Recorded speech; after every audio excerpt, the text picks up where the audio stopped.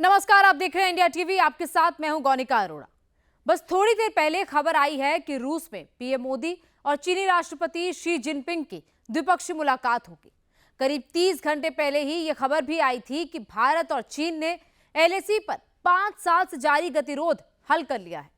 भारत और चीन के बीच रिश्तों के सुलझाने ताने बाने ने पाकिस्तान को बुरी तरह उलझा कर रख दिया है। रूस में दुनिया भर के देशों का एक महासम्मेलन जुटा है, लेकिन पाकिस्तान के लिए यहां पर भी नो एंट्री का बोर्ड लगा है। पाकिस्तान इस उधेड़बुन में है कि अब अगर वो चीन के भी काम का नहीं रहा तो क्या करेगा। पूरी कहानी समझिए इस रिपोर्ट में। मोदी ने चीन के साथ विवाद हल किया तो पाकिस्तान क्यों मचल गया?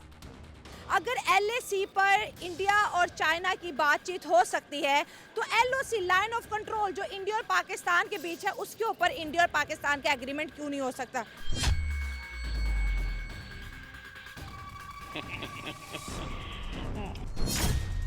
रूस में मोदी खिलखिलाए तो पाकिस्तान क्यों बिलबिलाए? जाके गले मिलेंगे पुतिन से तो ठंड पड़ जाएगी वेस्ट को भी और सबको। उनकी इकॉनमी दुनिया की 5वीं इकॉनमी। रूस में भी रुसवाई। पाकिस्तान ने मोदी से अर्जी लगाई। पाकिस्तान भी शायद अपनी कोशिश कर रहा है कि अगर किसी तरीके से जगह मिल जाए। पाकिस्तान ने बड़ी कोशिशें की हैं ब्रिक्स में शामिल होने की। उसमें हमें ना रोकें। 5 बड़ी मईशतें खड़ी हो रही हैं तो चलें छोटी हम भी आ जाएंगे बीच में, तो कल हम भी बड़े हो जाएंगे।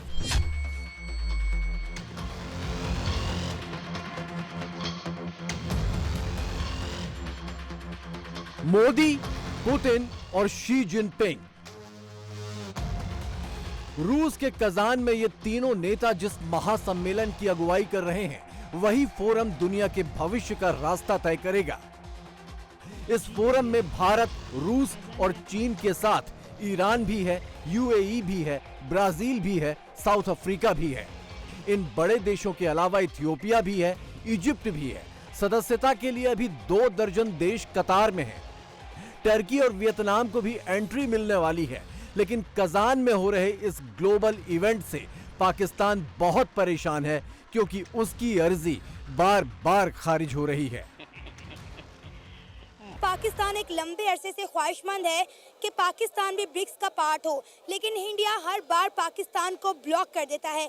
क्या इंडिया इस बार पाकिस्तान को अलाउ करेगा? हम ये बात जानते हैं कि इंडिया की सपोर्ट के बगैर जो है पाकिस्तान में डेवलपमेंट नहीं हो सकती। पाकिस्तान मौशी लिहाज से बेहतर नहीं हो सकता, बल्कि हमारी ना ईरान के साथ बनती है, ना हमारी अफगानिस्तान के साथ बनती है। डेवलप करना है तो इस बात के लिए पाकिस्तान का इंडिया के साथ कोऑपरेट करना और अपने मसाइल और डिस्प्यूट्स को, चाहे वो वाटर के बेसिस पर हो, टेरिटरी के बेसिस पर हो, कश्मीर का इशू हो, उन इश्यूज को रिजोल्व करना बहुत ज़रूरी है। एशिया में जो एक प्रोग्राम होने वाला है जिसमें मोदी साहब जा रहे हैं, तो ब्रिक्स है, उसमें हमें ना रोकें। वो 5 बड़ी मईशतें खड़ी हो रही हैं तो चलें छोटी हम भी आ जाएंगे बीच में, तो कल हम भी बड़े हो जाएंगे। जरा अगर हम देखें मेजॉरिटी वाइज और सारे रिलेशन वाइज इंडिया के साथ, तो मेरा तो यही पॉइंट ऑफ व्यू है, मेरा ओपिनियन यही है कि मुश्किल है।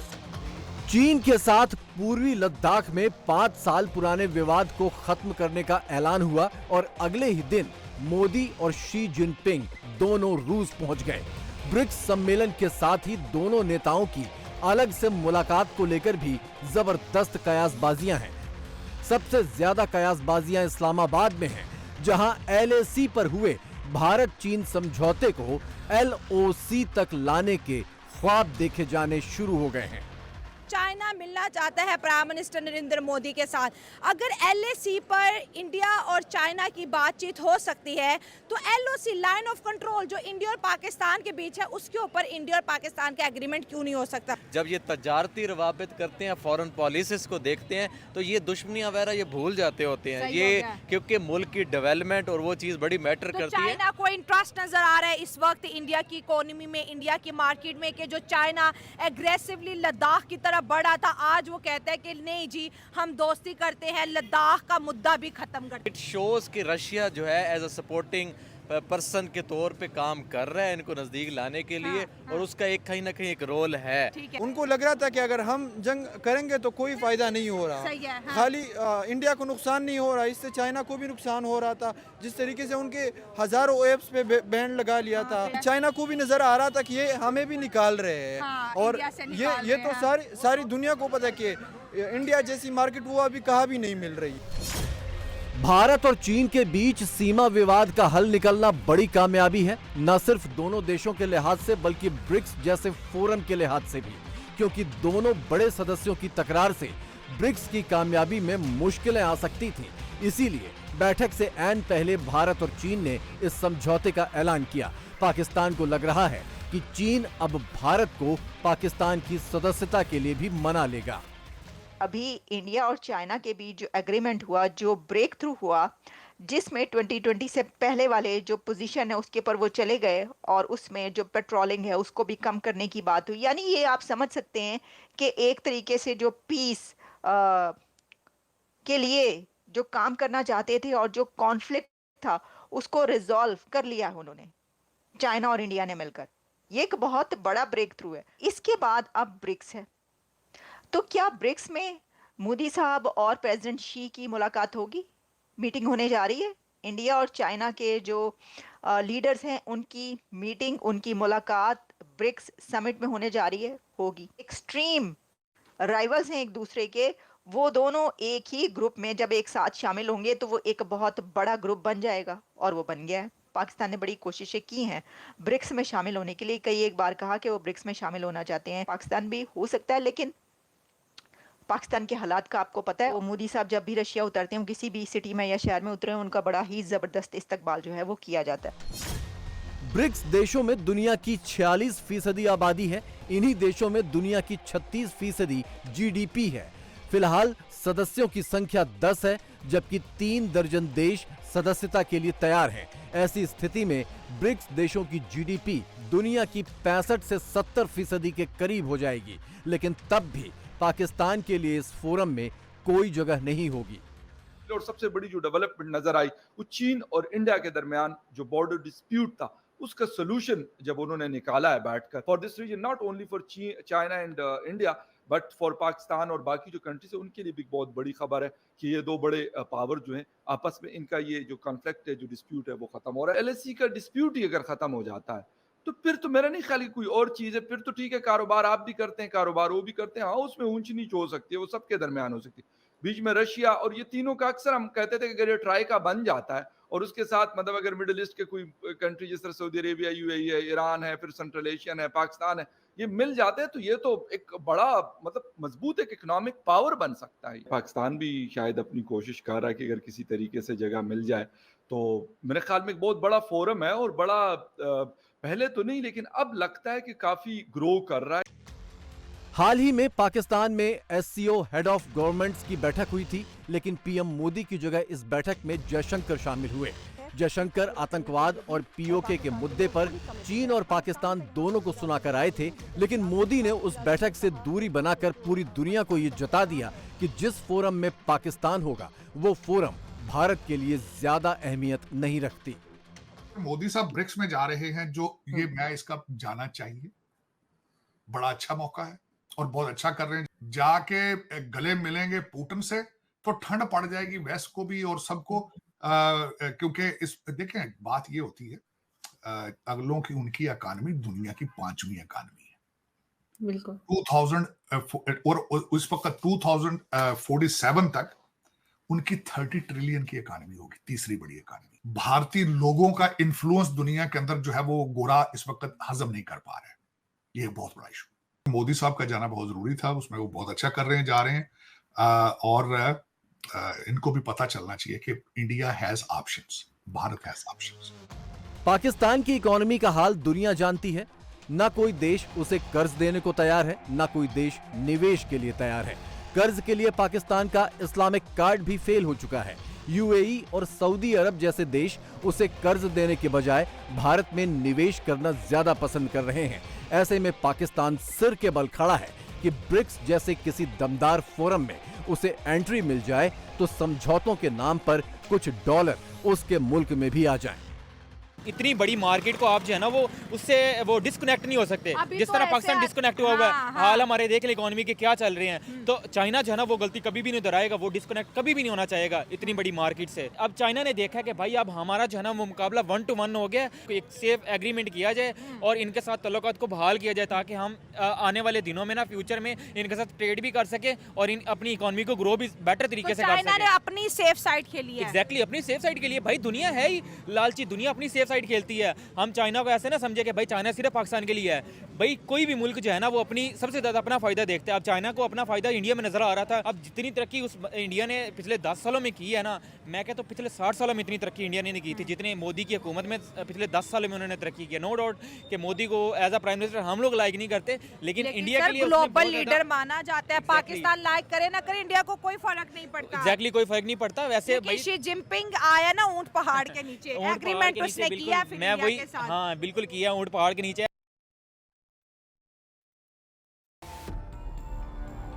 रूस में ब्रिक्स की मुख्य बैठक से पहले पीएम मोदी और पुतिन ने पूरे प्रतिनिधिमंडल के साथ मुलाकात की। दोनों नेताओं की जबरदस्त केमिस्ट्री जाहिर करने वाली ये तस्वीरें पूरी दुनिया के साथ साथ पाकिस्तान में खास तौर पर वायरल हैं। पाकिस्तानी ये सोच रहे हैं कि मोदी की पुतिन के साथ ऐसी केमिस्ट्री और ये खिलखिलाहट पाकिस्तान की राह का सबसे बड़ा रोड़ा है। प्रधानमंत्री जी, प्रिय दोस्तों, कज़ान में आपका स्वागत है। ग्लोबल लीडर तो इस वक्त एक ही पर्सन है ना, मोदी मोदी मोदी। बिकॉज उसके पास अवाम बहुत ज्यादा है, अवाम की पावर है, अवाम की पावर है। चाइना तो इंडिया के साथ बैठ जाएगा। हमारी ना इंडिया से बन रही है, ना अफगानिस्तान से बन रही है, ना ईरान से बन। एक ही इकलौता सा सो कॉल्ड नाम का जो था हमारा दोस्त था, अगर वो भी इंडिया का दोस्त बन गया जिगरी, तो हम किधर जाएंगे? आई डोंट थिंक कि उन्हें हमसे इतना कोई मकसद नजर आता है। चाइना को हमसे कोई मकसद नजर नहीं आता। I don't think so. ठीक हो गया। मकसद अगर हो भी सकता है तो हमारी सिर्फ और सिर्फ एक बंदरगाह से चाहिए। सही है। जो कि बहरी रास्ते के लिए उसे चाहिए ही चाहिए, गवादर। पाकिस्तान ब्रिक्स में अपनी एंट्री की राह को लेकर मोदी को ही सबसे बड़ा रोड़ा मानता है। 2023 में पाकिस्तान ने औपचारिक तौर पर ब्रिक्स में एंट्री के लिए अर्जी दी थी, लेकिन भारत की असहमति के चलते पाकिस्तान की सदस्यता अधर में लटकी है। भारत का सबसे बड़ा ऐतराज पाकिस्तान की आतंक नीति को लेकर है। देखिए, चाइना के साथ एक लिमिटेड एक डोमेन के अंदर उनकी क्लैश है और मोस्टली वो कंसंट्रेट करती है बॉर्डर्स अफेयर्स के और बॉर्डर के इर्द गिर्द। कश्मीर में देख लें, जम्मू कश्मीर में जिस तरह के हुआ, पाकिस्तान ने ज़ाहिर है नोइंगली इसको चुना था कि कश्मीर के अंदर जो मल्टीपल पार्टीज एक्टिवेट हुई थी 80s में, कि उनमें से हमारा एलाइज कौन है। तो जो मोस्ट ब्रूटल किस्म की मिलिटेंसी है उसको लॉन्च किया, जिसकी उन्होंने फाइनेंशियल, एथिकल, मॉरल उसकी सपोर्ट की और उसको ज़ाहिर है एक सतह पे लेके चले गए, जो कि ऑनगोइंग है। एक चीज़ की एक लिमिट होती है ना, 75 ईयर्स से आप एक प्रोसेस जो है उसको चलाते आ रहे हैं। IMF के ताजा आंकड़ों के मुताबिक 2024-25 में भारत की आर्थिक विकास दर 7% पर बरकरार रहेगी। भारत की इकोनॉमी का ये आंकड़ा पूरी दुनिया में सबसे ज्यादा है। ब्रिक्स देश चीन की विकास दर 4.8% रहेगी, वहीं ब्रिक्स देश रूस की विकास दर 3.6% पर रहेगी। दुनिया में सारा खेल ही इकोनॉमी का है और भारत को दुश्मन नंबर 1 मानने वाला पाकिस्तान इस आंकड़े में नेगेटिव पर जा रहा है। एक दफा लंदन में और एक दफा पाकिस्तान में ये बात कही कि हम सोच रहे हैं कि तजारत को रिस्टोर करें। बिकॉज डोंट फॉरगेट, हमने तजारत बंद की थी, इंडिया ने नहीं बंद की। हमने ये फैसला किया था कि जब तक 2019 का फैसला जो है वो रिवर्स नहीं होता, हम तजारत भी नहीं करेंगे। मगर अब आपने देखा कि इनकी तरफ से फिर ये पेशकदमी शुरू हुई थी कि यार फिर से कुछ थोड़ी बहुत नॉर्मलाइजेशन की जाए। और मैं आपको बता सकता हूँ कि ये मियां नवाज शरीफ के कहने के ऊपर ये डार साहब ने ये इनिशिएटिव लिया था और मेरा ख्याल है उन्होंने से ग्रीन लाइट ले ली थी कि कोई हर्ज नहीं है, हमें जरूरत है इस वक्त। So therefore, let's go for normalization slowly. Pakistan की इस हालत की वजह उसकी अंदरूनी उठापटक और आतंक नीति ही है, जिसके चलते वो पूरी दुनिया में अलग थलग पड़ने के साथ साथ अपने घर में भी जूझ रहा है। जैसा कि जयशंकर ने UN में कहा था, पाकिस्तान अपने कर्मों का फल भुगत रहा है। इस वक्त आपके हालात बहुत पतले हैं खैर पत्रे तो 77 ईयर से हैं अच्छे, मैंने तो आज तक देखे नहीं है। मुल्क हमेशा नाजुक मोड़ पे से गुजर रहा है, वो मोड़ ही खत्म नहीं हो रहा। पता नहीं क्या गल पाकिस्तान, क्या बात है, गोल सर्कल में है, नाजुक से नाजुक मोड़ आते जा रहे हैं 77 ईयर्स। मैंने तो सीधी सड़क पे पाकिस्तान देखा ही नहीं। पाकिस्तान के अंदर हालात यही, आप कहते हैं सियासत नहीं है, जिहाद है, लेकिन जिहाद गुर्बत के खिलाफ नहीं करनी, अपनी जहालत के खिलाफ जिहाद नहीं करना। यहां के बच्चों को कहना कि तुम जिहाद करो, बाहर निकलो, मैं तुम्हें हकीकी आजादी दूंगा, लेकिन अपने बच्चे लंदन में एंजॉय कर।